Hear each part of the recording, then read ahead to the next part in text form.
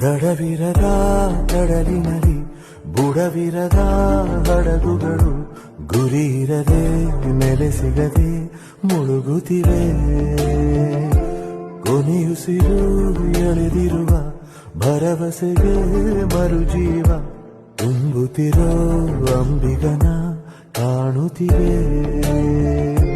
ದುಗುಡಗಳ ಆರ್ಭಟಕ್ಕೆ ಸುಡುತ್ತಿರುವ ಸಂಕಟಕ್ಕೆ ತಡೆಯಾಜ್ಞೆ ತಂದವನು ಯಾರಿವನು?